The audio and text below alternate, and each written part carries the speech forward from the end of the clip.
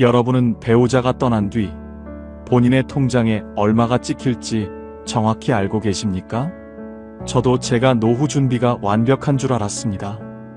공기업 퇴직하고 부부 연금 합쳐서 270만 원, 남부럽지 않게 살 줄 알았죠.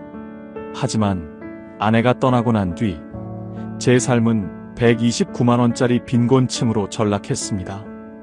6억이 넘는 아파트에 살면서 하루 10,000원이 없어서 벌벌 떠는 상상이 가십니까? 73 남자가 아내를 먼저 보내고 2년 동안 피눈물을 흘리며 깨달은 진짜 노후 준비에 대해 말씀드리려고 합니다. 특히 자식에게 돈 보태주려는 분들, 이 영상 끝까지 보셔야 합니다. 시작 전에 구독과 좋아요 눌러주시고 댓글에 지금 계신 지역과 숫자 2를 남겨주시면 제가 여러분들의 행복과 평안을 위해 기원하고 더 좋은 이야기를 준비할 수 있습니다. 자, 이야기 시작하겠습니다. 제 이름은 김정호입니다. 올해로 73이에요. 경기도 고양시 일산에 살고 있습니다. 지금은 18평 소형 아파트에 혼자 살고 있지만 2년 전까지만 해도 이 동네 33평 아파트에서 아내와 함께 살았습니다. 아내 이름은 이순이었습니다. 32살에 처음 만나서 40해를 함께 살았어요. 저는 평생 그 사람을 많이 사랑했다고 생각했는데 떠나고 나서야 얼마나 더 많이 사랑했어야 했는지를 알았습니다. 사람이라는 게 참 그래요. 있을 때는 당연하다고 생각하고 없어지고 나서야 그게 얼마나 특별했는지 알게 됩니다. 제가 처음 아내를 만난 건 32살 봄이었습니다. 저는 그때 공기업에 갓 입사한 신입 직원이었고 아내는 친구의 소개로 만난 초등학교 행정실 직원이었어요. 첫 만남에서 아내가 저에게 했던 말이 아직도 생각납니다. 저는 허세 부리는 남자가 싫어요. 그 말을 들으면서 저는 속으로 뜨끔했습니다. 왜냐면 저는 그날 빌린 양복을 입고 나갔거든요.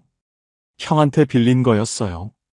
그런데 이상하게도 그 솔직한 말 한마디가 마음에 들었습니다. 아, 이 사람은 진짜 사람이구나 싶었습니다. 그게 시작이었습니다. 아내는 정말 성실한 사람이었습니다. 저도 나름 열심히 살았다고 생각했는데 아내를 보면서 진짜 성실함이 뭔지 배웠어요. 결혼하고 나서도 직장을 그만두지 않았습니다. 아이 둘을 낳으면서도 시어머니를 모시면서도 행정실 일을 놓지 않았어요. 제가 야근이 많아서 집에 늦게 들어오는 날도 아내는 아이들 숙제를 봐주고 시어머니 약을 챙기고 그러면서도 다음날 아침에는 어김없이 출근했습니다. 지금 생각하면 제가 너무 당연하게 여겼어요. 그게 아내한테 미안합니다. 그 사람이 30년 가까이 성실하게 일하면서 부은 국민연금이 매달 172만 원이었습니다. 아내가 받는 연금을 볼 때마다 저는 속으로 생각했어요. 역시 우리 마누라 대단하다고. 그런데 그게 없어지고 나서야 그 172만 원이 우리 집 살림에 얼마나 큰 기둥이었는지 알았습니다. 저희 부부가 함께 받던 국민연금이 매달 270만 원이었습니다. 제 연금이 98만 원, 아내 연금이 172만 원이었어요. 은행 창구에서 잔액 확인을 할 때마다 매달 270만 원이 찍혀 있는 걸 보면서 저는 든든했습니다. 노후 준비가 잘 됐다고 생각했어요. 아파트도 있고 예금도 있고 연금도 들어오고 은행 직원이 어르신 정말 노후 준비 잘하셨네요 라고 했을 때 어깨가 으쓱했던 기억이 납니다. 그때 제 나이 68이었어요. 지금 생각하면 그 으쓱함이 부끄럽습니다. 숫자만 봤지 그 숫자가 언제든 무너질 수 있다는 생각은 한 번도 안 했으니까요. 퇴직하고 나서 처음 3년은 진짜 좋았습니다. 35년 동안 새벽에 일어나 출근하고 야근하고 명절에도 눈치 보면서 살았는데 처음으로 아무데도 안 가도 되는 날들이 생겼습니다. 아침에 일어나서 느긋하게 커피를 마시고 아내랑 동네 산책을 하고 점심을 먹고 낮잠도 자고 그런 평범한 하루가 그때는 그렇게 행복했어요. 아내랑 여행도 다녔습니다. 젊을 때는 바빠서 못 갔던 곳들을요. 제주도 갔을 때 아내가 한라산 올라가자고 했습니다. 저는 이 나이에 무슨 한라산이냐고 했는데 아내가 윗세오름까지만 가도 되잖아요 라고 해서 같이 올라갔어요. 중턱에서 아내가 여보, 우리 진작에 올 걸 그랬다고 했습니다. 저도 그 말이 맞다고 생각했어요. 젊을 때 왜 이런 곳을 안 왔나? 그런데 지금 생각해보면 그때 그 자리에 있었기 때문에 그게 더 소중한 것 같기도 합니다. 젊을 때 왔으면 또 그냥 지나쳤을지도 몰라요. 경주도 갔습니다. 불국사 앞에서 아내 사진을 찍어줬는데 그 사진이 제가 가진 아내 사진 중에 제일 좋습니다. 해가 좋은 날이었어요.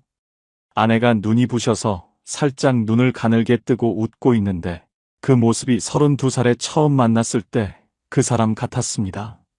사람이 나이가 들어도 웃는 모습은 안 변하는 것 같아요. 그 사진을 지금도 핸드폰 배경화면으로 쓰고 있습니다. 아침에 눈을 뜨면 제일 먼저 그 얼굴이 보여요.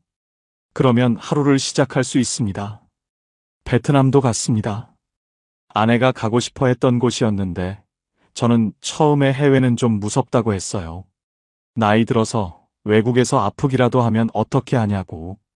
그런데 아내가 우리 지금 안 가면 언제 가요라고 했습니다. 그 말 한마디가 맞았습니다. 지금 안 가면 언제 가요? 우리는 결국 갔고 호이안 골목골목을 걸으면서 아내는 정말 행복해했어요. 저도 행복했습니다. 그게 우리 부부의 마지막 해외여행이 될 줄은 몰랐습니다. 퇴직 후에 소비가 느는 건 어쩔 수가 없었어요. 시간이 생기니까 그게 다 소비로 이어지더라고요. 제일 먼저 한 게 차를 바꾼 것이었습니다.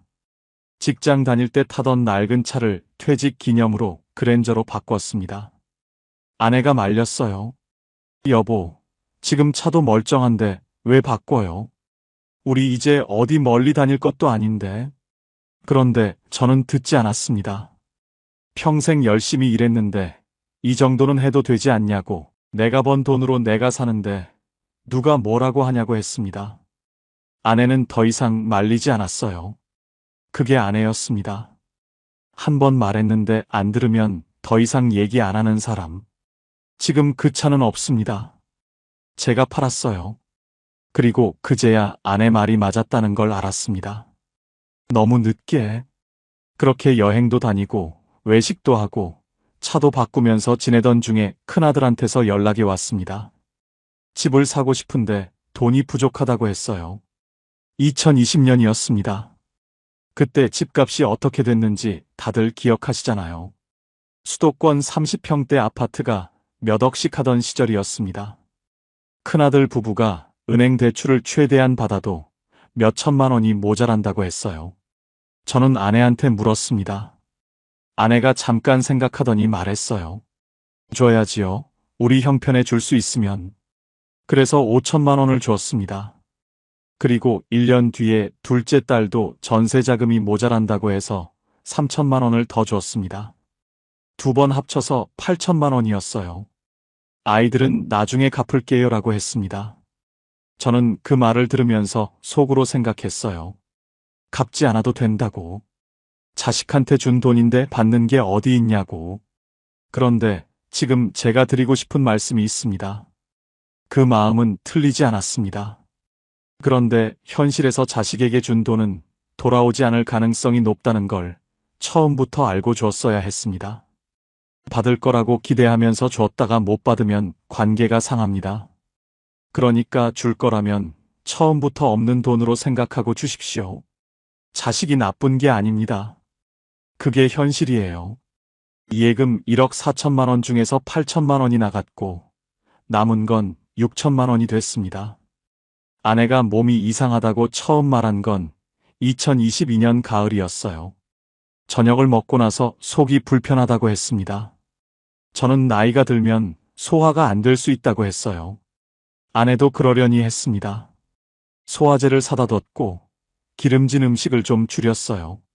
그런데 한 달이 지나도 두 달이 지나도 나아지지 않았습니다. 오히려 밥을 못 먹겠다고 했어요. 조금 먹으면 바로 배가 부르다고, 뭔가 위에 뭐가 있는 것 같다고 했습니다. 그제야 병원에 갔어요. 동네 내과에서 위내시경을 했습니다.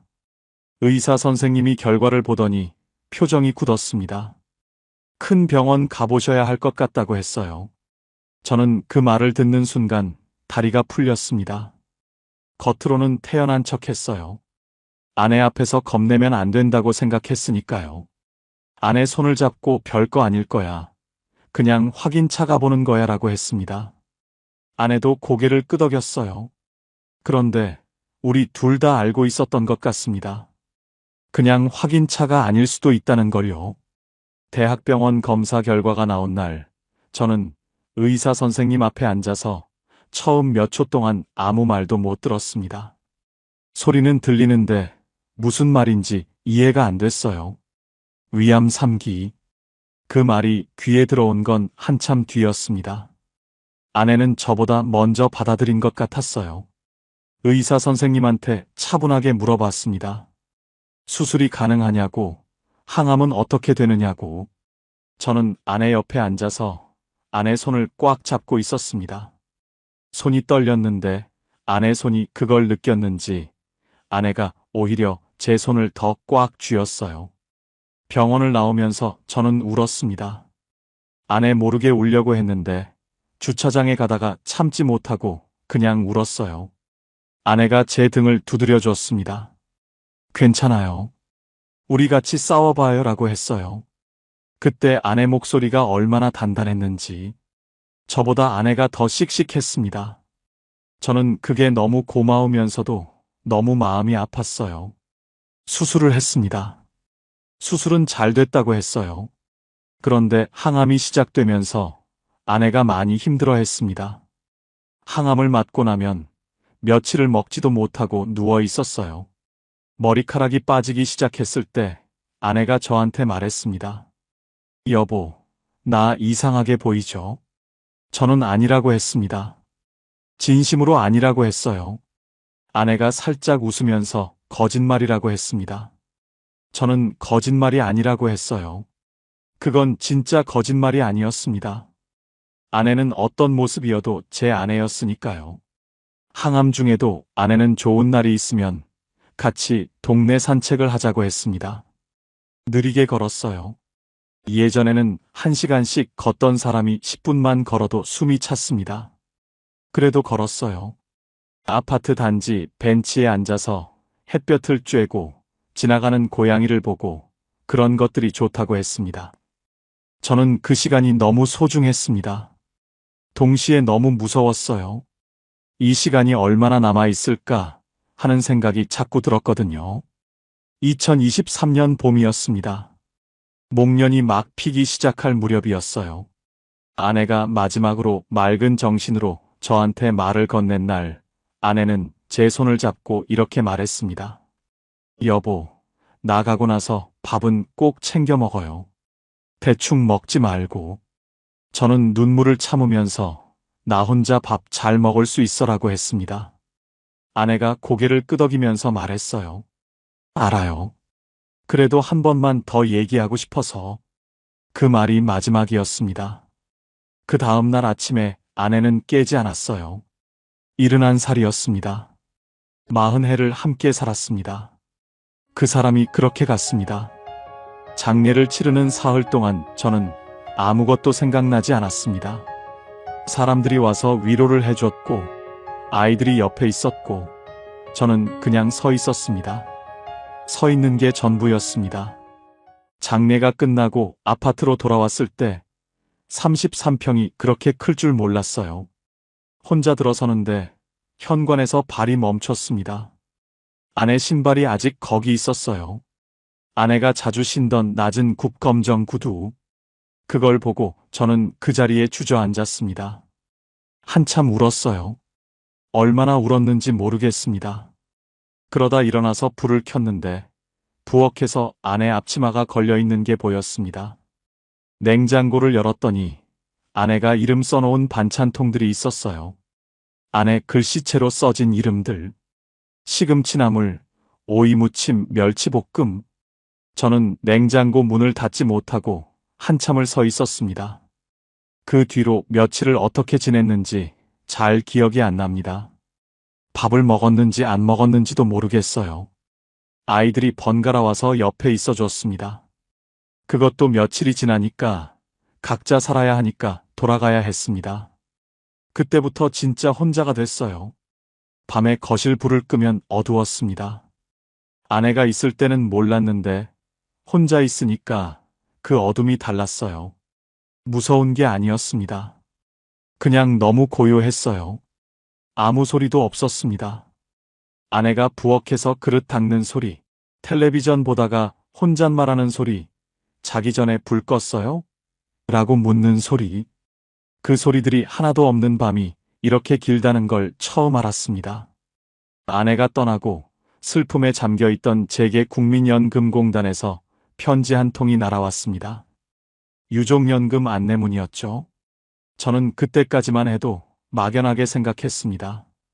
아내 연금이 172만 원이었으니까 그중 절반이라도 나오겠지. 내 연금 98만 원이랑 합치면 그래도 어떻게든 살만하겠지. 그런데 그 안내문을 읽어내려가다 제 눈을 의심했습니다. 여러분, 이거 정말 똑똑히 들으셔야 합니다. 대한민국 연금 제도는 우리가 생각하는 것만큼 너그럽지 않았습니다. 본인의 연금이 있는 사람은 배우자의 유족연금을 온전히 받을 수 없다는 겁니다. 선택지는 딱 두 개였습니다. 아내의 연금 60%만 받고 내 연금은 포기하든지, 아니면 내 연금을 다 받는 대신 아내 연금의 고작 30%만 얹어받든지. 결국 제 계산기를 두드려 나온 돈은 129만 원이었습니다. 270만 원이 들어오던 통장에 129만 원이라니요. 수입의 60%가 순식간에 증발해버린 겁니다. 평생 우리 부부가 성실하게 부은 연금인데 왜 국가가 뺏어가는 기분이 들까? 억울해서 잠이 오지 않았지만 그게 냉혹한 현실이었습니다. 진짜 지옥은 그 다음부터였습니다. 수입이 줄었다고 세상이 저를 봐주지는 않더군요. 아내와 웃고 떠들던 33평 아파트는 갑자기 거대한 돈 먹는 하마로 변했습니다. 매달 꼬박꼬박 나가는 관리비 28만 원, 겨울에 난방 좀 돌리면 40만 원이 우스웠습니다. 퇴직 기념으로 샀던 그랜저는 세워만 둬도 보험료와 세금으로 한 달에 35만 원을 갉아먹었습니다. 여기에 나이 들어 여기저기 아플까봐 들어둔 실비와 암보험, 지역가입자로 전환된 건강보험료까지 합치니 보험료만 32만 원이 나갔습니다. 이 고정지출만 더해도 벌써 95만 원입니다. 129만 원 받아서 95만 원 떼고 나니 제 손에 남는 건 고작 34만 원이었습니다. 여러분, 한 달 34만 원으로 살아보셨습니까? 하루에 딱 1만 1,000원입니다. 아침에 눈 뜨면 커피 한 잔 마셔도 될까 고민해야 하고, 끼니는 편의점 도시락으로 때워야 하나 망설여야 합니다. 6억 넘는 아파트에 살고 통장에 예금 6천만 원이 있는데 저는 고작 하루만 1,000원이 무서워서 마트 세일 전단지만 뒤지는 신세가 된 겁니다. 이게 제 이야기에만 해당할까요? 아닙니다. 지금 부부 연금 믿고 여유 부리시는 분들, 배우자가 떠나는 순간 여러분도 이 숫자의 감옥에 갇히게 됩니다. 겉으로는 중산층인데 속은 골마 터지는 서류상 부자, 현실은 빈곤층인 상. 그게 바로 제 눈앞의 현실이었습니다. 그 무렵 제 몸도 신호를 보내기 시작했습니다. 아내를 간호하는 10달 동안 저도 제 몸을 제대로 돌보지 못했어요. 먹는 것도 대충 먹고 잠도 제대로 못 자고. 아내가 떠나고 나서는 더 엉망이 됐습니다. 혼자 밥 차려 먹는 게 귀찮아서 그냥 굶거나 편의점 음식으로 때우는 날이 많았어요. 그러다 어지럼증이 생겼습니다. 무릎도 아팠어요. 속도 쓰렸습니다. 동네 의원에 갔더니 큰 병원 가서 정밀 검사를 받아보라고 했습니다. 대학병원에 갔어요. 여러 가지 검사를 받았는데 다행히 심각한 건 아니었습니다. 그런데 검사비 청구서를 봤는데 손이 떨렸어요. 이번 한 번으로 끝나는 게 아닐 텐데. 나이가 들수록 병원은 더 자주 가게 될 텐데. 지금 이 구조로는 버틸 수가 없었습니다. 병원 주차장에 세워둔 그랜저를 타고 돌아오는 길에 저는 결국 결심했습니다.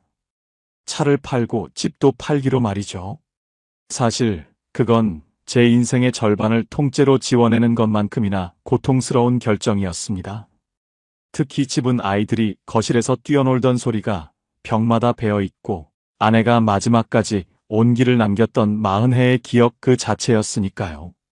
집을 판다는 건 아내를 한 번 더 떠나보내는 일 같아서 며칠을 뜬 눈으로 밤을 지새웠습니다. 어두운 거실에 앉아 당신이 그렇게 아끼던 집인데 내가 팔아도 되겠어? 라고 허공에 묻고 또 물었습니다. 대답이 돌아올 리 없었지만 어느 날 밤 문득 아내가 마지막으로 제 손을 잡으며 당부했던 말이 머릿속을 스쳤습니다. 밥은 꼭 챙겨 먹어요. 대충 먹지 말고. 그 순간 번쩍 정신이 들더군요. 아내가 진심으로 원했던 건 33평 아파트라는 껍데기를 지키는 게 아니라 남겨진 제가 굶지 않고 건강하게 하루를 살아내는 것이었다는 사실을요. 하루만 1,000원이 없어서 끼니를 거르는 남편을 본다면 아내가 얼마나 가슴 아파했을까요? 그 길로 중고차 업체에 그랜저를 넘겼습니다. 함께 베트남 공항으로 경주 불국사로 향했던 추억이 핸들에 묻어있는 것 같아 손으로 한참을 쓸어봤지만 눈물을 머금고 키를 건넸습니다. 차를 보내고 나니 신기하게도 가슴 한구석이 홀가분해지더군요. 매달 35만 원이라는 돈이 제 주머니로 돌아온 겁니다. 이어 정들었던 33평 아파트를 정리하고 같은 동네 18평 소형 아파트로 짐을 옮겼습니다. 이사 전날 텅 빈 방들을 돌아보며 아이들의 낙서가 남은 벽을 만져보고 아내가 책을 읽던 햇살 가득한 창가에 서서 그동안 고마웠어. 우리 참 잘 살았지라고 마지막 인사를 건넸습니다. 짐은 절반으로 줄었지만 제 삶의 무게는 오히려 가벼워졌습니다. 관리비가 12만 원으로 뚝 떨어졌고 차가 없으니 유지비는 제로가 됐습니다. 아파트를 팔고 남은 차액을 정기예금에 넣어두니 매달 꼬박꼬박 이자가 들어오는 새로운 구조가 만들어졌습니다. 연금 129만 원은 그대로지만 고정 지출이 확 줄어드니 하루 쓸 수 있는 돈이 1만 1,000원에서 4만 원으로 3배 넘게 뛰었습니다. 숫자로만 존재하던 자산이 비로소 제 입으로 들어가는 따뜻한 밥과 여유로운 차 한 잔으로 바뀐 순간이었습니다. 지금 저는 아침에 일어나면 창문을 엽니다. 18평이라 베란다가 작지만 거기서 바깥바람을 한번 쐬고 하루를 시작합니다. 아내한테 핸드폰 배경화면 속 불국사 앞 사진을 보면서 나 오늘도 잘 살아볼게요 라고 말합니다. 그리고 밥을 챙겨 먹습니다. 아내가 그토록 당부했던 거니까요. 전에는 귀찮아서 대충 먹거나 굶기도 했는데 지금은 간단해도 따뜻하게 먹습니다. 4만 원이 넘으니까 장을 볼 때 좋은 재료도 삽니다. 예전에 11,000원으로 살 때는 장 보러 가는 것 자체가 스트레스였어요. 얼마 안 되는 돈으로 뭘 살 수 있을지 머릿속으로 계산하면서 마트를 돌았습니다. 지금은 그런 계산을 하지 않아도 됩니다. 그 차이가 하루하루를 다르게 만들어요. 작은 것 같지만 이게 진짜 삶의 질이었습니다. 오전에는 동네 공원에 나갑니다. 걸어서 10분 거리예요. 33평 아파트에 살 때는 차로 다니느라 이 공원이 여기 있는 줄도 몰랐어요. 걸어 다니게 되니까 동네가 새로 보였습니다. 공원 벤치에서 만나는 어르신들이 생겼어요. 비슷한 나이대 분들이 아침마다 나오십니다. 별말 없이 그냥 옆에 앉아 있다가 날씨 이야기나 하고 어제 본 뉴스 이야기나 하고 그러다 헤어지는 거예요. 그게 별것 아닌 것 같아도 하루를 버티는 힘이 됩니다. 혼자 있는 시간이 많은 사람한테 누군가와 나누는 짧은 인사 한마디가 얼마나 소중한지 이제야 알았습니다. 오후에는 도서관에 갑니다. 젊을 때는 책 읽을 시간이 없었어요. 은퇴하면 책을 실컷 읽어야겠다고 생각했는데 정작 은퇴하고 나서는 아내 간호하고 몸 아프고 마음 무너지고 하다 보니 책을 펼 여유가 없었습니다. 지금은 매일 도서관에 갑니다. 거기서 책을 읽어요. 아무 책이나 읽습니다. 소설도 읽고 역사책도 읽고 가끔은 요리책도 읽어요. 아내가 좋아했던 작가의 책을 골라 읽을 때는 아내랑 같은 걸 읽는 것 같은 기분이 들기도 합니다. 그럴 때는 책 읽다 말고 잠깐 멍해지기도 합니다. 그래도 괜찮아요. 그 멍함도 아내를 기억하는 시간이니까. 아이들이 처음에는 걱정했습니다. 아버지가 집을 팔았다는 소식에 전화가 왔어요. 아버지, 왜 그 집을 파셨어요? 우리가 도와드릴게요. 작은 데서 불편하시지 않아요. 저는 아이들한테 말했습니다. 아버지가 하루에 11,000원으로 살고 있었다. 6억 넘는 집에 살면서, 차도 좋은 거 타면서, 그게 맞는 노후냐? 아이들이 아무 말도 못했습니다. 큰아들이 한참 뒤에 죄송해요. 아버지라고 했어요. 저는 고개를 저었습니다. 내가 미안할 게 없어. 아버지가 계산을 못한 거야. 그게 맞는 말이었어요. 아이들이 나쁜 게 아닙니다. 구조를 만든 것도, 그 구조를 방치한 것도 저였으니까요. 오늘 이 이야기를 들으시는 분들께 드리고 싶은 말씀이 있습니다. 지금 부부가 함께 사시는 분들, 오늘 당장 한 가지만 해보십시오. 오늘 당장 배우자와 앉아서 유족연금을 계산해 보세요. 두 분 연금을 합산해서 잘 살고 있다면 그중 더 많은 분이 먼저 가셨을 때 남은 분의 연금이 얼마인지, 그 숫자로 지금 고정 지출을 감당할 수 있는지. 이게 불편한 이야기라는 거 압니다. 배우자 먼저 간다는 이야기를 누가 하고 싶겠습니까? 저도 하고 싶지 않았어요. 그런데 그 계산을 안 했기 때문에 저는 아내가 떠나고 나서 하루 11,000원으로 살아야 했습니다. 아직 시간이 있을 때 같이 앉아서 계산해 보십시오. 그게 배우자를 사랑하는 방법 중 하나입니다. 혹시 지금 혼자 사시는 분들, 배우자를 먼저 떠나보내신 분들, 그 외로움과 그 경제적 압박이 동시에 오는 게 얼마나 힘든지 저는 압니다. 그 한가운데서 자산을 현금 흐름으로 바꾸는 결단을 내리는 게 얼마나 어려운지도 압니다. 그래도 말씀드리고 싶어요. 큰 집이 당신을 지켜주지 않습니다. 좋은 차가 당신을 지켜주지 않습니다. 매달 통장에 들어오는 돈의 흐름이 실제로 숨 쉴 수 있게 해주는 돈의 구조가, 그게 당신의 노후를 지켜줍니다.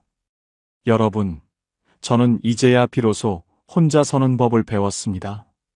18평 작은 거실에 앉아 있으면 아내가 남긴 마지막 말이 창가에 내려앉은 햇살처럼 맴돕니다. 밥은 꼭 챙겨 먹어요. 그 짧은 한마디가 저를 살렸습니다. 아내가 저에게 남겨주고 싶었던 건 33평 아파트가 아니라 제가 오늘 먹을 따뜻한 국 한 그릇과 걱정 없이 잠들 수 있는 마음의 평화였던 겁니다. 그래서 저는 오늘 여러분께 조금은 아프고 불편한 부탁을 하나 드리려 합니다. 지금 옆에 계신 배우자의 손을 잡고 물어보십시오. 우리가 혼자가 된다면 남은 사람은 무엇으로 살게 될까? 이 질문은 불길한 예언이 아닙니다. 남겨질 사람에게 줄 수 있는 가장 현실적이고도 지독한 사랑의 고백입니다. 자식에게 다 퍼주지 마십시오. 체면 때문에 큰 집과 비싼 차에 매달리지 마십시오. 노후의 자존심은 거칠애가 아니라 내 주머니 속에 1,000원, 10,000원에서 나옵니다. 내가 당당해야 자식도 반갑고, 내가 여유로워야 떠난 사람도 웃으며 추억할 수 있습니다. 저는 오늘도 도서관에 다녀오는 길에 시장에 들러 싱싱한 찬거리를 샀습니다. 129만 원의 연금과 예금 이자, 이 소박한 현금 흐름이 저를 지탱하는 든든한 지팡이가 되어줍니다. 이제 저는 더 이상 하루 11,000원의 공포 속에 살지 않습니다. 제 이야기가 여러분의 노후의 작은 경고등이자 동시에 희망이 되었기를 바랍니다. 아내와 찍은 경주 불국사의 사진 속에서 그녀는 여전히 눈을 가늘게 뜨고 저를 보고 웃고 있습니다. 그 미소를 지켜내기 위해 저는 오늘도 씩씩하게 밥을 짓습니다. 긴 이야기 끝까지 들어주셔서 고맙습니다.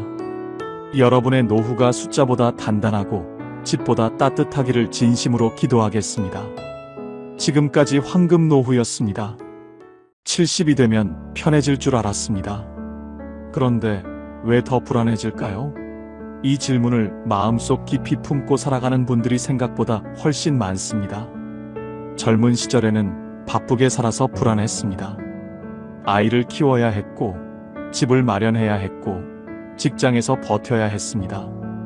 그렇게 숨가쁘게 달려왔는데, 이제 그 모든 것이 어느 정도 끝났습니다. 아이들은 다 컸고, 집도 있고, 퇴직도 했습니다. 이제야말로 쉬어도 되는 시간인데, 이상하게도 마음은 더 무겁습니다. 눈을 뜨면 무언가 모를 허전함이 먼저 찾아옵니다. 통장 잔고를 확인하면서 이 돈이 내가 죽을 때까지 버텨줄까 하는 생각이 들고, 거울을 보면 어느새 노인이 되어 있는 자신이 낯섭니다. 무릎이 쑤시고 계단을 오르면 숨이 차고 병원 갈 일이 점점 많아집니다. 자식들에게 전화라도 하면 바쁘다는 말이 먼저 돌아오고, 오랜 친구들은 하나둘 세상을 떠나고 있습니다. 명절에 모이는 가족도 예전 같지 않고 무언가 조금씩 빠져나가는 느낌. 그 느낌이 쌓이면 불안이 됩니다. 경북 안동에 사는 73세의 이정희 씨는 남편과 함께 30년 넘게 농사를 지었습니다.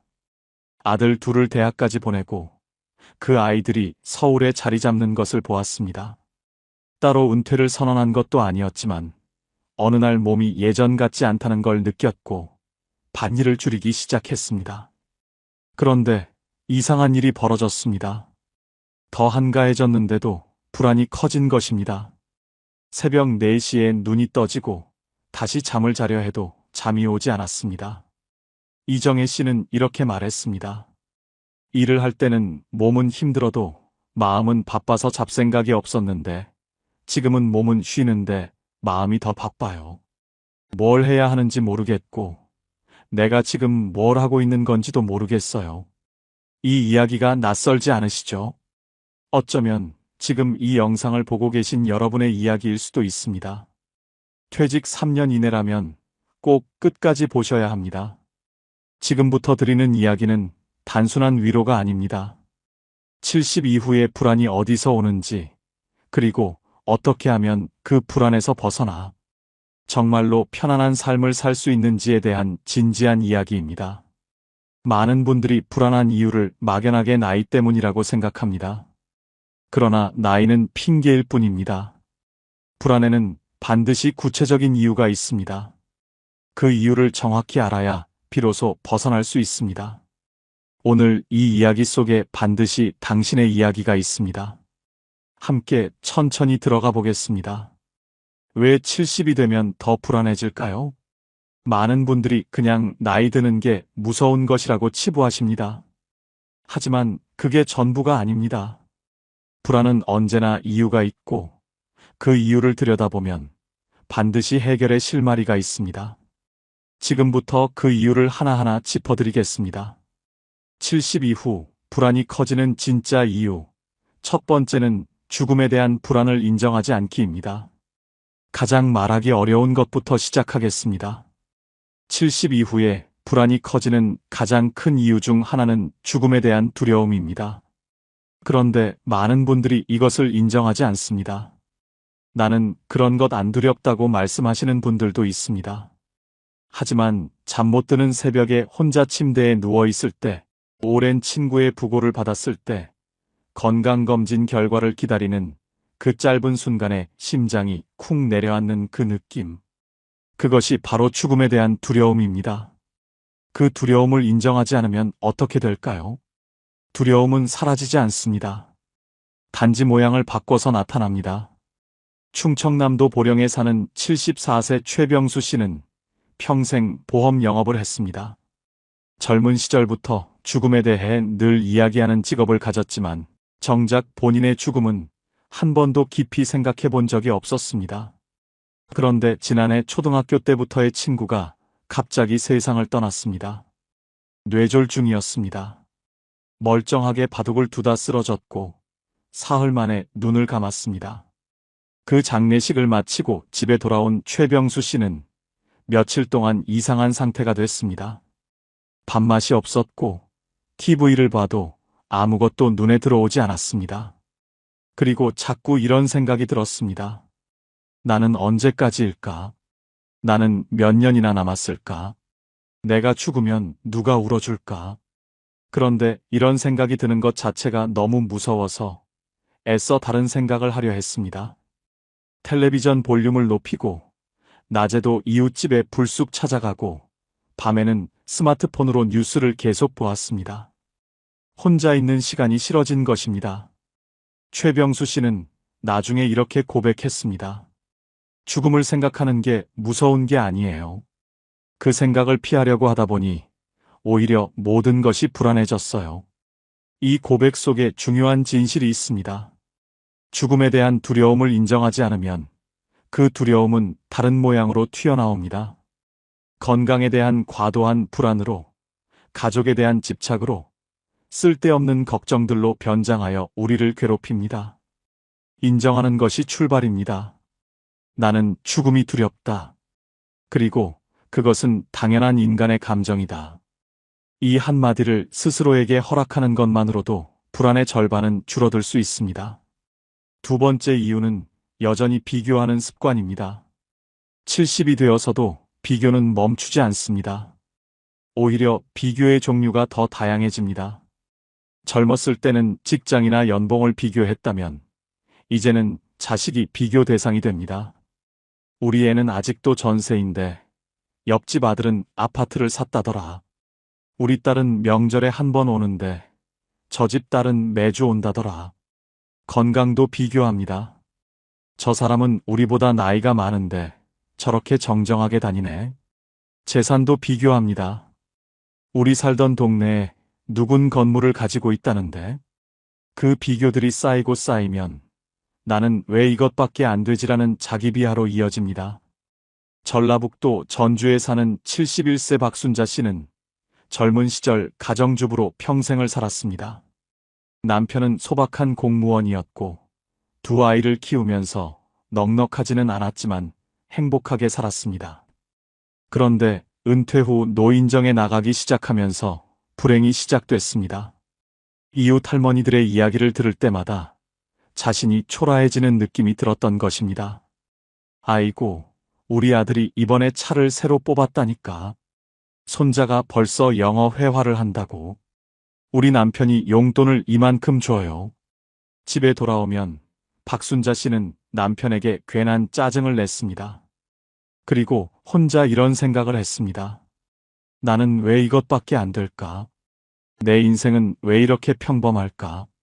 하지만 생각해보면 박순자 씨는 아이 둘을 건강하게 키웠고 가족이 함께 밥을 먹는 저녁이 있었고 남편과 40년 넘게 큰 싸움 없이 살아왔습니다. 그것이 얼마나 귀한 일인지 비교하는 습관이 가려버린 것입니다. 비교는 언제나 우리를 패배자로 만듭니다.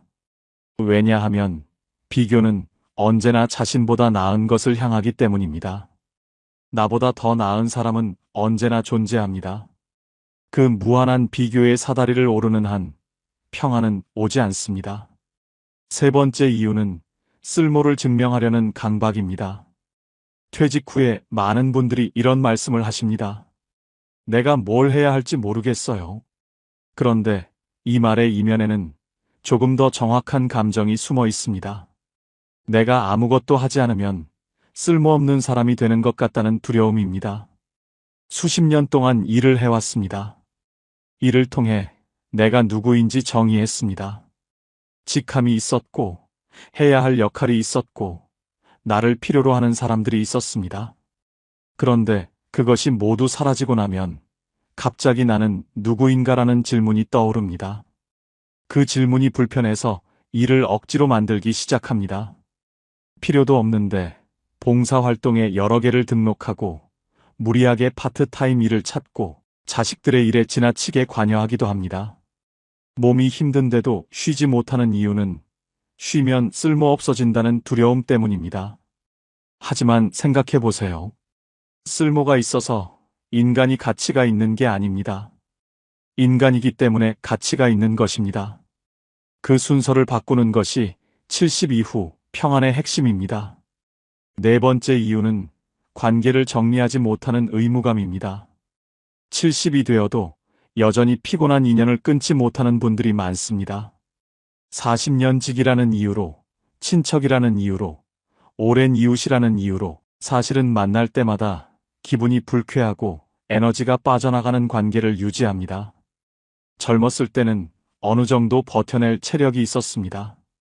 하지만 70이 넘으면 몸의 체력만 줄어드는 것이 아닙니다. 감정을 처리하는 에너지도 줄어듭니다. 불편한 자리에서 웃어야 하고, 듣기 싫은 말을 참아야 하고, 맞지 않는 사람과 시간을 보내는 것 자체가 이제는 크게 소진되는 일이 됩니다. 그런데도 끊지 못합니다. 의리라고 생각하고 내가 너무 예민한 것이라고 자책하기도 합니다. 그 의무감이 삶을 무겁게 만들고 있습니다. 관계는 의무가 아닙니다. 관계는 나눔이어야 합니다. 한쪽만 소진되는 관계는 관계가 아니라 부담입니다. 다섯 번째 이유는 성과 중심 사고를 내려놓지 못함입니다. 평생을 더 나아져야 한다는 생각으로 살아왔습니다. 더 좋은 집, 더 많은 저축, 더 나은 자식들, 더 건강한 몸. 무언가를 향해 나아가는 것이 삶이라고 배웠습니다. 그런데 70이 넘으면 그 성장의 방향이 달라지기 시작합니다. 몸은 이제 더 강해지지 않습니다. 재산은 늘어나기보다 쓰는 쪽이 됩니다. 더 높이 올라갈 사다리도 없습니다. 그때 찾아오는 것이 바로 내려가고 있는 것 같다는 두려움입니다. 쉬면서 죄책감이 드는 것도 이 때문입니다. 아무것도 하지 않는 하루가 낭비된 하루처럼 느껴집니다. 일찍 일어나지 않으면 게으른 것 같고, 배우지 않으면 뒤처지는 것 같고, 운동을 빠지면 건강을 포기한 것 같습니다. 이 성과 중심의 사고방식이 은퇴 후에도 우리를 놓아주지 않습니다. 하지만 한번 생각해 보십시오. 이제 성과를 위해 사는 시대는 지났습니다. 이제는 의미를 위해 사는 시대입니다. 성과는 숫자로 측정되지만 의미는 마음으로 느낍니다. 그 전환이 70 이후의 삶을 바꿉니다. 자, 이 5가지를 하나로 묶을 수 있습니다. 70 이후 불안의 본질은 내려놓지 못함입니다. 죽음을 인정하지 않으려는 마음, 비교를 멈추지 못하는 마음, 쓸모를 증명하려는 마음, 관계를 정리하지 못하는 마음, 성과를 포기하지 못하는 마음. 이 모든 것이 내려놓지 못하는 마음에서 비롯됩니다. 그렇다면 어떻게 내려놓을 수 있을까요? 이제부터가 오늘 이야기의 핵심입니다. 70세부터는 이렇게 살아야 마음이 편안해집니다. 첫 번째, 하루를 단순하게 줄이기입니다. 공자는 이런 말을 남겼습니다. 지족자부, 족함을 아는 자가 진정한 부자라는 뜻입니다. 하루의 족함을 아는 것, 그것이 바로 70 이후의 삶에서 가장 중요한 지혜입니다. 많은 분들이 하루를 너무 빽빽하게 채우려 합니다. 아침에 운동, 오전에 노인 대학, 점심에 친구 약속, 오후에 손자 돌봄, 저녁에 교회. 이렇게 일정이 가득 찬 하루를 잘 살고 있는 것이라고 생각합니다. 그런데 정작 집에 돌아오면 너무 지쳐서 아무것도 할 수가 없고 다음날 아침에 눈을 뜨면 또 그 루틴을 반복해야 한다는 부담감이 밀려옵니다. 이렇게 채운 하루가 정말 풍요로운 하루일까요? 아니면 단지 바쁜 하루일까요? 이 둘은 다릅니다. 풍요롭다는 것은 마음이 충만하다는 것이고 바쁘다는 것은 몸이 소진된다는 것입니다. 이제는 하루 할 일을 3가지로 줄여보세요. 딱 3가지입니다. 오늘 반드시 해야 할 일 하나, 하고 싶은 일 하나, 그리고 쉬는 시간 하나. 그게 전부입니다. 약속도 마찬가지입니다. 약속과 약속 사이에 반드시 쉬는 시간을 넣으세요. 약속이 끝나고 집에 돌아와서 1시간이라도 쉰 후에 다음 약속을 잡는 것입니다. 처음에는 뭔가를 덜 하는 것 같아서 불안할 수 있습니다. 하지만 하루가 가벼워지면 마음도 가벼워집니다. 그것이 70 이후 하루의 진짜 풍요입니다. 두 번째, 비교를 과거의 나로 바꾸기입니다. 비교를 완전히 없애는 것은 불가능합니다. 인간은 원래 비교를 통해 자신을 정의하는 존재입니다. 그러나 비교의 대상을 바꿀 수는 있습니다. 옆집 친구나 모임의 누군가와 비교하는 것이 아니라 10년 전의 나와 비교하는 것입니다. 10년 전에는 할 수 없었던 일이 지금은 가능한가요? 10년 전보다 내 삶이 더 풍요로워진 부분이 있나요? 경험이 쌓였고, 마음이 넓어졌고, 작은 것에서 기쁨을 찾는 법을 조금은 알게 되었나요? 그것이 성장입니다. 10년 전에 나는 새벽에 빵 하나를 먹으면서도 걱정에 잠 못 들었는데, 지금의 나는 그 걱정들이 어느 정도 해결됐습니다. 10년 전에 나는 부모님을 보내드리는 고통을 아직 몰랐는데, 지금의 나는 그 상실을 견뎌냈습니다. 그것이 성장입니다.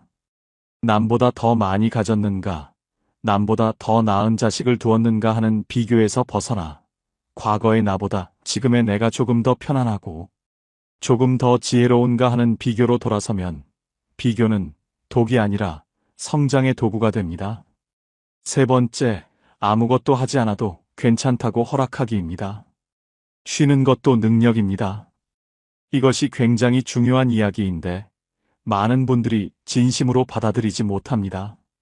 우리 세대는 어릴 때부터 열심히 일하는 것이 미덕이라고 배웠습니다. 가만히 있으면 안 된다고, 늘 무언가를 해야 한다고 배웠습니다. 그래서 70이 넘어서도 아무것도 하지 않는 하루가 오면 마음이 불편합니다. 죄책감이 듭니다. 이러고 있어도 되나 하는 생각이 밀려옵니다. 하지만 이제는 스스로에게 허락해야 합니다. 아무것도 하지 않아도 됩니다. 오늘 하루 종일 볕이 잘 드는 창가에 앉아서 그냥 있어도 됩니다. 새소리를 들어도 되고 구름이 지나가는 것을 봐도 됩니다. 아무런 목적 없이 그냥 있는 것. 그것이 낭비가 아닙니다. 그것이 삶입니다. 일본에는 보라이라는 표현이 있습니다. 멍하니 시간을 보내는 것을 일컫는 말인데 이것이 정신 건강에 얼마나 좋은지를 연구한 학자들이 있습니다. 아무 생각 없이 하늘을 바라보는 시간, 그 시간이 뇌를 쉬게 하고 감정을 정화합니다. 휴식은 게으름이 아닙니다. 휴식은 권리입니다. 열심히 살아온 사람이 누릴 자격이 있는 당연한 권리입니다. 네 번째, 관계를 줄이고 깊게입니다. 70의 인간관계는 숫자가 아니라 밀도입니다. 지금 이 말을 잘 기억해 주시기 바랍니다. 젊었을 때는 인맥이 넓은 것이 자산이었습니다. 아는 사람이 많을수록, 어디서든 연결될 수 있는 사람이 많을수록 도움이 됐습니다. 하지만 70이 넘으면 상황이 달라집니다. 에너지가 한정되어 있습니다. 몸도 마음도 체력이 줄었습니다. 이 줄어든 에너지를 어디에 쓸 것인가를 결정해야 합니다. 만날 때마다 가슴이 따뜻해지는 사람, 있는 그대로의 나를 보여줄 수 있는 사람, 함께 있으면 에너지가 채워지는 사람, 이런 관계를 두세 개만 깊게 유지하는 것이 100명의 가벼운 관계보다 훨씬 더 풍요롭습니다. 반대로 만날 때마다 비교당하는 느낌이 드는 관계, 내가 늘 베풀어야만 유지되는 관계, 만나고 나면 괜히 기분이 가라앉는 관계는 천천히 거리를 두어도 됩니다. 그것은 냉정한 것이 아닙니다. 그것은 남은 삶을 어떻게 쓸 것인가에 대한 현명한 선택입니다. 70의 우정은 오래됐다고 좋은 것이 아닙니다. 지금 나에게 좋은 것이 좋은 우정입니다. 다섯 번째, 오늘에 머무는 연습입니다. 쇼펜하우어는 이런 말을 했습니다. 행복은 먼 곳에 있지 않다고, 가장 보통의 일상 속에 행복의 씨앗이 있다고, 그리고 그 씨앗을 발견하는 것은 외부 조건이 아니라 내면의 태도에 달려 있다고 했습니다. 우리는 너무 자주 과거를 후회하거나 미래를 걱정하며 시간을 보냅니다. 70이 넘으면 이 경향이 더 강해집니다. 그때 이렇게 했더라면 하는 후회와 앞으로 어떻게 되려나 하는 걱정이 현재를 갉아먹습니다. 그런데 사실 우리가 살 수 있는 것은 오직 지금 이 순간뿐입니다. 지금 이 순간 창문으로 들어오는 햇살, 오늘 아침에 먹은 따뜻한 밥 한 공기, 마당에 핀 작은 꽃 한 송이, 저녁에 마시는 커피 한 잔, 천천히 걷는 동네 한 바퀴. 이 평범한 것들이 사실은 대단히 소중한 것들입니다. 건강이 허락할 때 걸을 수 있다는 것, 음식 맛을 느낄 수 있다는 것, 햇살을 느낄 수 있다는 것. 이것이 얼마나 귀한 일인지는 그것을 잃어버렸을 때에야 비로소 알게 됩니다. 아직 잃어버리기 전에 오늘 이 순간에 머물러 보세요. 그 연습이 쌓이면 평온이 됩니다. 오늘 저녁 창밖을 한번 내다보세요. 그냥 보세요. 뭔가를 생각하려 하지 말고 그냥 거기 있는 것들을 바라보세요. 그것이 오늘의 머무는 연습의 시작입니다. 6번째, 죽음을 인정하면 오히려 삶이 가벼워집니다. 끝이 있다는 것을 알면 오늘이 선물이 됩니다. 이 말이 처음에는 이상하게 들릴 수 있습니다. 죽음을 생각하면 우울해질 것 같은데 어떻게 삶이 가벼워진다는 것인가요? 조선 후기의 실학자 정약용은 유배지 강진에서 이런 이야기를 남겼습니다. 인간은 언제 어디서 삶이 끝날지 알 수 없기 때문에 오늘 이 순간을 최선을 다해 살아야 한다고. 그는 강진 유배 시절 모든 것을 잃었습니다. 벼슬도, 재산도, 가족과 함께하는 일상도. 하지만 그 절망적인 상황에서 오히려 더 맑아진 정신으로 500권이 넘는 책을 썼습니다. 죽음이 언제든 올 수 있다는 사실이 그를 오히려 더 살아있게 만든 것입니다. 죽음을 억지로 피하려 하지 말고 담담하게 인정해 보세요. 그래, 나는 언젠가는 간다. 그렇다면 오늘 하루를 어떻게 살 것인가? 이 질문을 품으면 삶이 달라집니다. 사소한 것에 화내는 시간이 줄어들고 소중한 사람과 보내는 시간이 늘어나고 지금 이 순간이 얼마나 고마운 것인지를 느끼게 됩니다. 죽음은 삶의 끝이지만 죽음을 인정하는 것은 삶의 시작이 될 수 있습니다. 그 역설이 70 이후의 삶을 훨씬 더 가볍고 풍요롭게 만들어줍니다. 이제 감동적인 두 분의 이야기를 들려드리겠습니다. 경기도 수원에 사는 72세 윤혜숙 씨는 3년 전에 남편을 잃었습니다. 45년을 함께 살았습니다. 고등학교 동창이었고 26살에 결혼해서 아이 셋을 함께 키웠습니다. 남편은 조용한 사람이었습니다. 별로 말이 많지 않았고 그래서 싸울 일도 별로 없었습니다. 함께 있으면 그냥 편했습니다. 편하다는 감정이 얼마나 귀한 것인지 그때는 몰랐습니다. 그 남편이 사라졌을 때 윤혜숙 씨는 처음 몇 달 동안 어떻게 지냈는지 기억이 없다고 합니다. 자식들이 걱정해서 번갈아 와서 지냈고 아침마다 밥을 차려줬습니다. 밥을 먹었는데 먹은 것 같지가 않았고 잠을 잤는데 잔 것 같지가 않았습니다.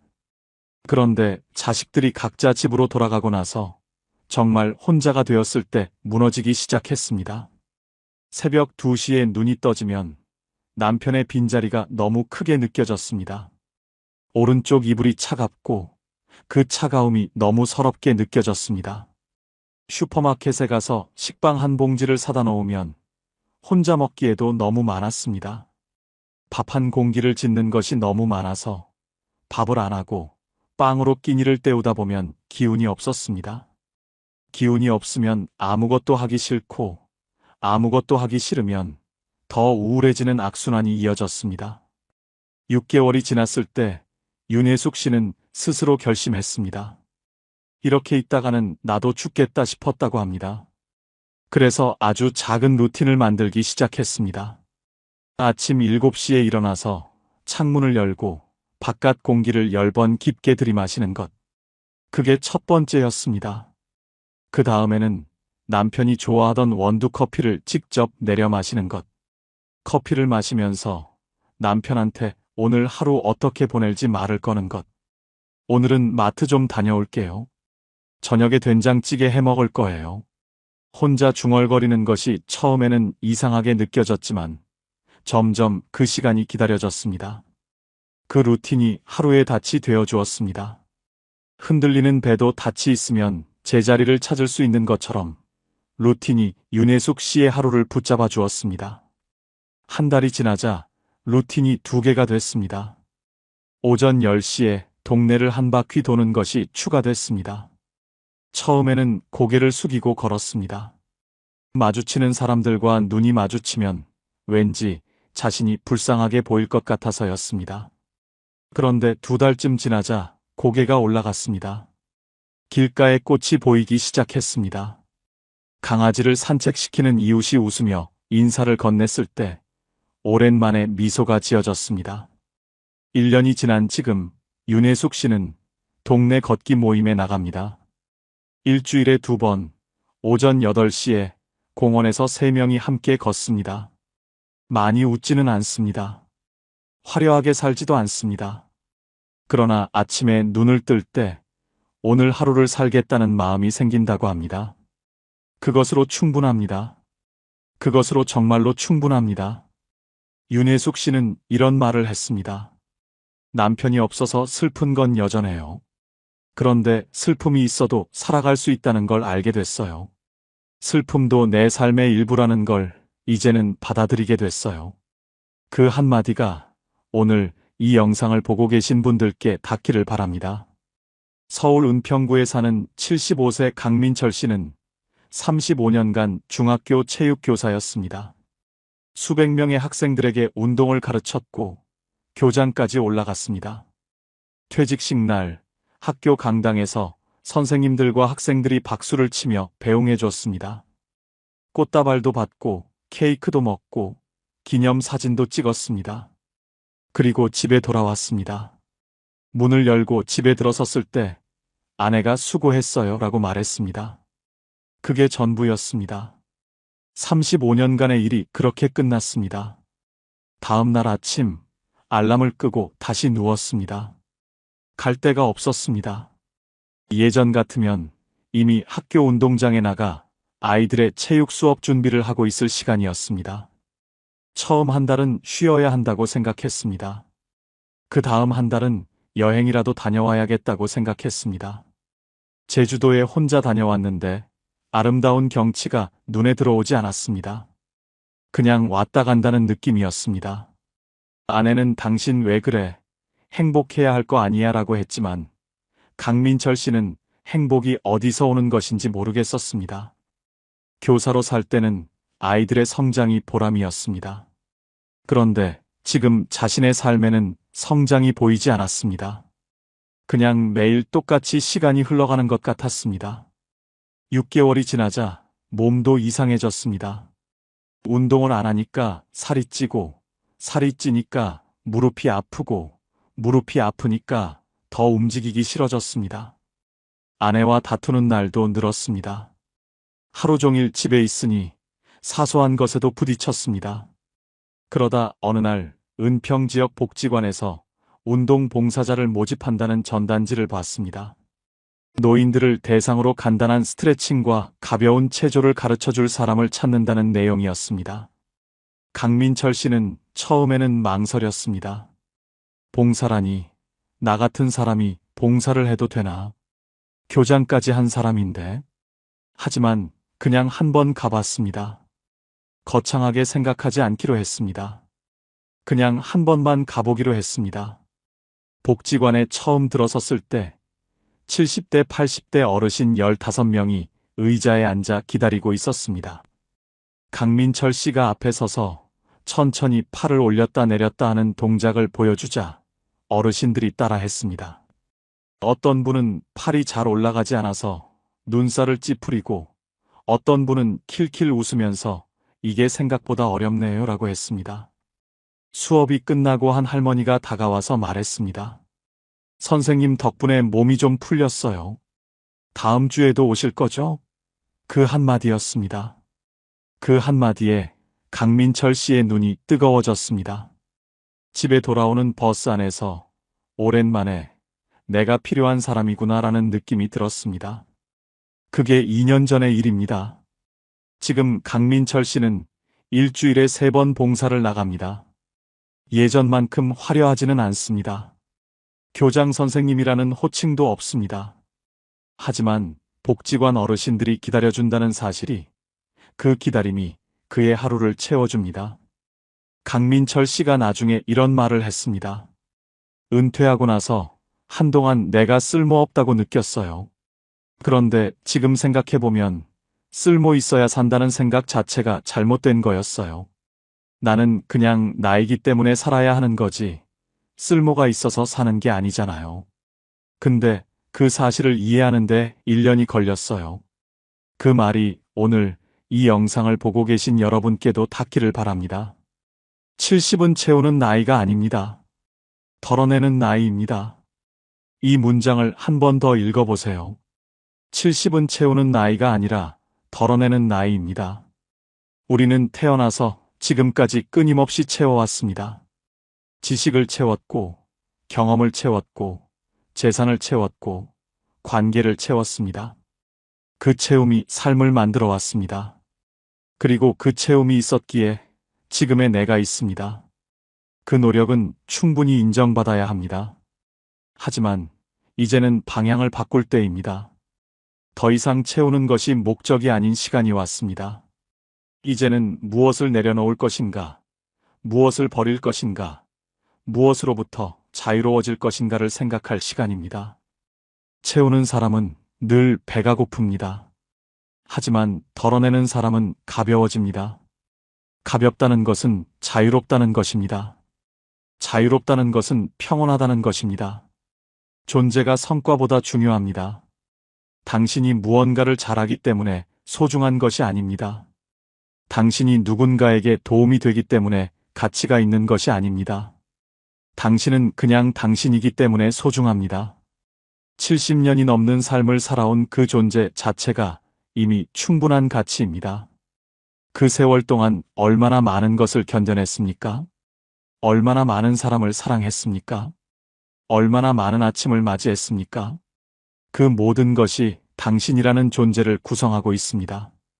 성과를 내야 존재의 의미가 생기는 시기는 이미 지났습니다. 이제는 그냥 잘 쉬고, 잘 먹고, 좋아하는 사람과 시간을 보내고, 하루를 무사히 마치는 것. 그것이 70 이후의 충분한 하루입니다. 쓸모보다 평온입니다. 오늘 하루 아무것도 하지 않았어도 그 하루에 평온이 있었다면 그것은 성공한 하루입니다. 남에게 인정받지 못했어도 스스로 마음이 편안했다면 그것은 잘 살아낸 하루입니다. 쓸모가 있어서 사는 것이 아니라 살아있기 때문에 쓸모가 생깁니다. 순서를 바꾸어야 합니다. 이제 오늘 이 영상을 마치면서 내일 할 일 하나를 정해보시기 바랍니다. 거창한 것이 아니어도 됩니다. 아주 작은 것이어도 됩니다. 아침에 일어나서 창문을 열고 바깥 공기를 마시는 것, 오래된 찻잔으로 따뜻한 차를 마시는 것, 좋아하는 노래 한 곡을 끝까지 듣는 것, 아니면 그냥 오늘 하루 감사한 것 하나를 마음속으로 떠올리는 것. 그 하나만 하면 됩니다. 그게 전부입니다. 그 하나가 내일의 하루를 조금 더 가볍게 만들어줄 것입니다. 그리고 지금 이 질문을 드립니다. 지금 무엇 하나를 내려놓으시겠습니까? 비교를 내려놓으시겠습니까? 쓸모를 증명해야 한다는 강박을 내려놓으시겠습니까? 피곤한 관계를 내려놓으시겠습니까? 아니면 오늘 하루를 낭비했다는 죄책감을 내려놓으시겠습니까? 무엇이든 괜찮습니다. 하나만 골라서 내려놓아 보세요. 처음에는 손이 잘 안 펴질 수도 있습니다. 수십 년 동안 꽉 쥐어왔으니까요. 하지만 조금씩, 천천히, 한 손가락씩 펴보세요. 그 손이 펴지는 만큼 마음도 펴집니다. 손을 펴면 새 것이 들어올 수 있습니다. 꽉 쥔 손에는 새 것이 들어올 자리가 없습니다. 내려놓는 것은 잃는 것이 아닙니다. 내려놓는 것은 새로운 공간을 만드는 것입니다. 70 이후를 잘 산다는 것은 어떤 의미일까요? 더 많은 것을 이루는 것이 아닙니다. 더 많은 곳을 여행하는 것도 아닙니다. 더 건강해지는 것도 아닙니다. 70 이후를 잘 산다는 것은 오늘 이 하루를 받아들이는 것입니다. 날씨가 좋으면 날씨가 좋은 대로, 몸이 좀 불편하면 불편한 대로, 외로우면 외로운 대로, 그 모든 것을 있는 그대로 받아들이면서 그 속에서 작은 평온을 찾는 것입니다. 꽃이 지는 것을 슬퍼하기보다 꽃이 피어 있는 지금을 바라보는 것입니다. 그것이 70 이후의 지혜입니다. 그리고 그 지혜는 배울 수 있습니다. 오늘부터라도 배울 수 있습니다. 늦지 않았습니다. 오늘 이 순간도 여전히 시작할 수 있습니다. 그리고 그 시작이 아무리 작아도 그것은 진짜 시작입니다. 작은 시작이 모여 큰 변화가 됩니다. 오늘 단 한 가지만 내려놓아 보세요. 그것이 당신의 황금 노후가 시작되는 순간입니다. 이제는 애쓰지 않아도 됩니다. 당신은 이미 충분히 잘 살아오셨습니다. 힘든 시절도 있었고, 억울한 날도 있었고, 혼자 울었던 밤도 있었을 것입니다. 그 모든 것을 견뎌내고 지금 여기까지 오셨습니다. 그 자체가 대단한 일입니다. 이제 남은 시간은 그 수고에 대한 보상의 시간입니다. 더 잘 살아야 한다는 압박 없이, 더 나아져야 한다는 부담 없이, 그냥 오늘 하루를 평온하게 사는 것. 그것이 70 이후에 가장 현명하고 가장 아름다운 삶입니다. 봄에는 꽃을 보고, 여름에는 그늘을 즐기고, 가을에는 단풍을 보고, 겨울에는 따뜻한 국물 한 그릇을 마시는 것. 그것이 삶입니다. 그 소박한 계절의 흐름 속에서 당신은 이미 충분히 아름답게 살고 있습니다. 마지막으로 한 가지만 더 말씀드리겠습니다. 70 이후의 평온은 갑자기 찾아오지 않습니다. 연습이 필요합니다. 어제도 오늘도 조금씩, 아주 조금씩 내려놓는 연습. 오늘 하루 비교를 한 번 덜 했다면 그것이 성공입니다. 오늘 하루 쉬면서 죄책감을 덜 느꼈다면 그것이 성공입니다. 한 번에 모든 것을 내려놓을 수 없습니다. 하지만 매일 조금씩 내려놓다 보면 어느 날 문득 마음이 가벼워진 자신을 발견하게 됩니다. 그날이 반드시 옵니다. 그날을 향해 오늘 하루도 천천히 조금씩 걸어가시기 바랍니다. 당신의 걸음이 비록 느려도 그 방향이 평온을 향하고 있다면 그것으로 충분합니다. 황금 노후는 화려한 노후가 아닙니다. 황금 노후는 평온한 노후입니다. 황금처럼 빛나는 것은 외면의 화려함이 아니라 내면의 고요함입니다.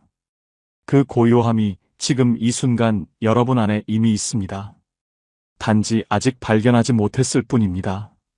오늘 이 영상이 그 고요함을 발견하는 작은 계기가 되기를 바랍니다.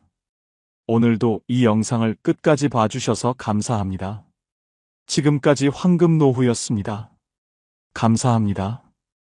우리는 팔자 좋다는 말을 잘못 이해하고 살았습니다. 팔자 좋은 노후는 돈 많은 노후, 자식 잘된 노후, 건강한 노후라고 생각했습니다. 그래서 평생 돈을 모았고, 자식을 잘 키우려 애썼고, 건강을 지키려 노력했습니다. 그런데 막상 노년이 되어보니 달랐습니다. 평생 잘못 알고 있었던 겁니다. 73세 김정수 씨는 재산이 20억이 넘습니다. 서울에 아파트가 있고, 예금도 있고, 연금도 나옵니다. 돈 걱정은 없습니다. 그런데 정수 씨는 불안합니다. 왜 그럴까요? 밤마다 통장 잔고를 확인합니다. 이 돈으로 얼마나 더 살 수 있을까? 병원비 많이 나오면 어떡하지? 요양원 가려면 얼마나 들까? 돈이 많은데도 돈 걱정을 합니다. 자식들이 자기 재산을 노리는 것 같아서 의심하고 사기당할까봐 사람도 못 만나고 돈 쓰는 것도 아깝고 돈은 많은데 불행합니다. 정수 씨는 제게 말했습니다. 돈이 많으면 행복할 줄 알았는데 돈이 많아도 불안하더라고요. 69세 박미숙 씨는 자식이 잘 됐습니다. 아들은 대기업 임원, 딸은 의사입니다. 손주들도 명문대 다니고 집도 잘 살고 자랑할 게 많습니다. 그런데 미숙 씨는 외롭습니다. 자식들은 바빠서 자주 못 옵니다. 명절에 한 번, 생일에 한 번 보는 게 전부입니다. 전화는 일주일에 한 번 할까 말까입니다. 미숙 씨는 친구들 만나면 자식 자랑을 합니다. 우리 아들이 이번에 또 승진했어. 우리 딸이 병원에서 인정받는데. 자랑은 하는데 마음은 허전합니다. 집에 돌아오면 텅 빈 집이 너무 넓게 느껴집니다. 미숙 씨는 제게 말했습니다. 자식 잘 되면 행복할 줄 알았는데 자식이 잘 돼도 외롭더라고요. 우리가 생각한 팔자 좋은 노후는 이런 게 아니었습니다. 돈 많고 자식 잘 되고 건강하면 당연히 행복할 줄 알았습니다. 그런데 실제로는 그렇지 않았습니다. 돈 많아도 불안하고 자식 잘 돼도 외롭고 건강해도 무료합니다. 그렇다면 진짜 팔자 좋은 노후는 무엇일까요? 2025년 한국보건사회연구원이 발표한 노년 삶의 질 연구 결과를 보면 노후 만족도가 높은 사람들의 공통점은 소유가 아니라 상태였습니다. 무엇을 가졌느냐가 아니라 어떤 상태로 사느냐가 중요했습니다. 팔자 좋은 노후는 많이 가진 노후가 아니라 편안한 상태로 사는 노후였습니다. 그렇다면 그 편안한 상태는 무엇일까요? 노후에 진짜 팔자 좋은 사람에게는 공통점이 있습니다. 첫째, 남에게 기대지 않는 사람입니다. 자식에게 기대지 않고, 친구에게 기대지 않고, 국가에게 기대지 않습니다. 물론 도움을 받을 수는 있습니다. 하지만 도움이 없어도 살 수 있습니다. 자식이 찾아오면 반갑지만 안 와도 괜찮습니다. 친구가 연락하면 좋지만 안 해도 괜찮습니다. 연금이 나오면 고맙지만 적어도 살 수 있습니다. 이렇게 기대하지 않으니 실망도 없고 섭섭함도 없고 원망도 없습니다. 그래서 마음이 편합니다. 72세 이경자 씨는 혼자 삽니다. 자식은 외국에 있고 친구도 많지 않고 연금도 적습니다. 그런데 경자 씨는 편안합니다. 나는 나만 챙기면 되니까 편해요. 자식 눈치 안 봐도 되고 친구 눈치 안 봐도 되고 내 마음대로 살 수 있어요. 경자 씨는 아침에 일어나서 하고 싶은 것을 합니다. 산책 가고 싶으면 가고 집에 있고 싶으면 있고 밥 먹고 싶으면 먹고 안 먹고 싶으면 안 먹습니다. 누구 눈치 안 보고 삽니다. 그게 팔자 좋은 겁니다. 둘째, 혼자 있어도 무너지지 않는 사람입니다. 혼자 있으면 외롭지만 외로움이 무너뜨리지는 못합니다. 혼자 밥 먹어도 밥맛이 나고 혼자 TV 봐도 재미있고 혼자 산책해도 기분이 좋습니다. 물론 누군가와 함께하면 더 좋습니다. 하지만 혼자여도 괜찮습니다. 혼자를 견디는 게 아니라 혼자를 즐깁니다. 70세 최동수 씨는 혼자 사는데 외로워하지 않습니다. 나는 혼자 있는 게 편해요. 아침에 일어나서 커피 한 잔 마시고 신문 보고 산책 나가고 도서관 가서 책 읽고 집에 와서 음악 듣고 그렇게 하루를 보내요. 외롭다는 생각이 안 들어요. 동수 씨는 혼자 있는 시간을 즐깁니다. 누군가 필요해서 만나는 게 아니라 만나고 싶어서 만납니다. 그래서 관계가 가볍고 부담이 없고 편합니다. 그게 팔자 좋은 겁니다.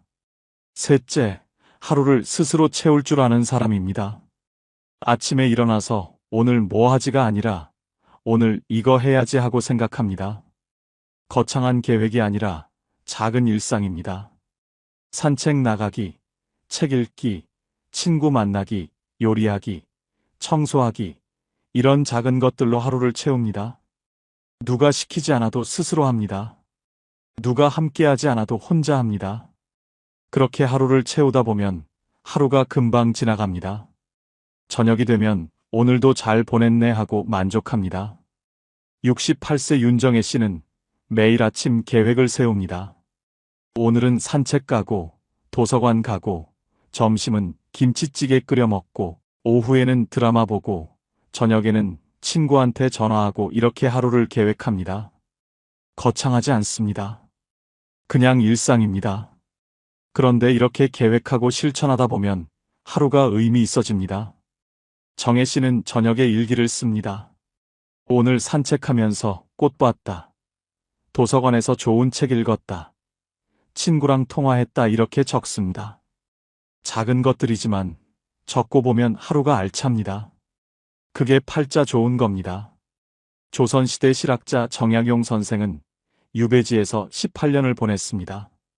가족과 떨어져 혼자 지냈습니다. 외롭고 힘들었을 겁니다. 그런데 정약용 선생은 무너지지 않았습니다. 매일 아침 일어나서 책을 읽고 글을 쓰고 제자를 가르치고 산책을 했습니다. 하루하루를 스스로 채웠습니다.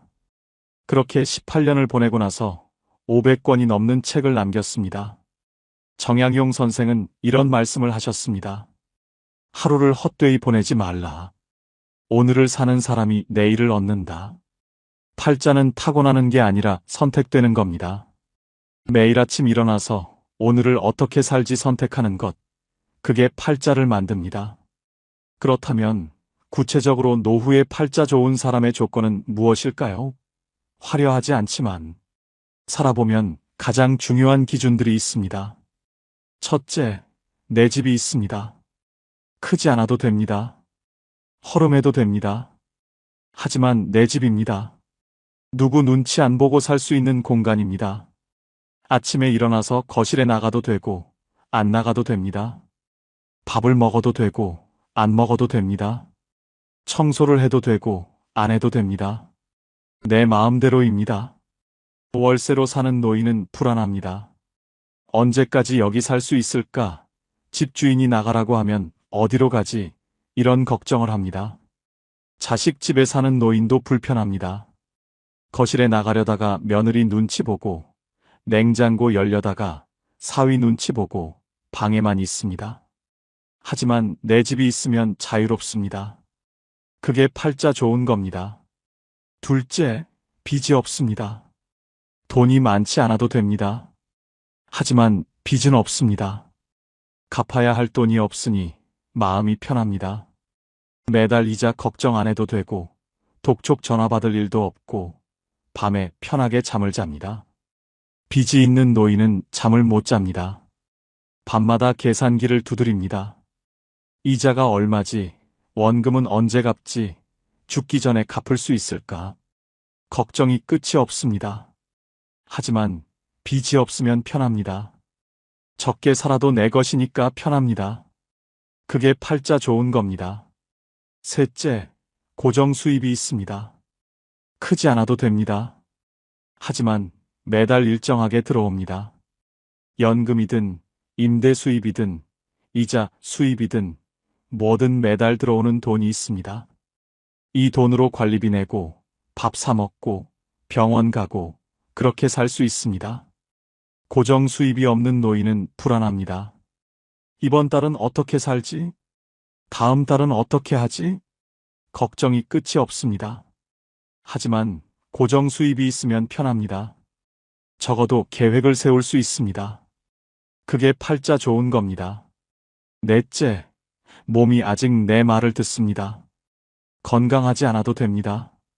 여기저기 아픈 데가 있어도 됩니다. 하지만 내가 움직이고 싶으면 움직일 수 있습니다. 화장실 혼자 갈 수 있고, 밥 혼자 먹을 수 있고, 옷 혼자 입을 수 있습니다. 완전히 건강하지 않아도 기본적인 것은 혼자 할 수 있습니다. 누워있는 노인은 불행합니다. 화장실 가려면 누군가 도와줘야 하고, 밥 먹으려면 떠먹여줘야 하고, 옷 입으려면 입혀줘야 합니다. 자존심이 상합니다. 하지만 혼자 움직일 수 있으면 자유롭습니다. 그게 팔자 좋은 겁니다. 다섯째, 교통이 편합니다. 집 근처에 버스 정류장이 있고, 지하철역이 있고, 마트가 있고, 병원이 있습니다. 걸어서 갈 수 있는 거리에 다 있습니다. 외진 곳에 사는 노인은 불편합니다. 장 보러 가려면 택시 타야 하고, 병원 가려면 자식 차 얻어 타야 하고, 나갈 때마다 눈치 봅니다.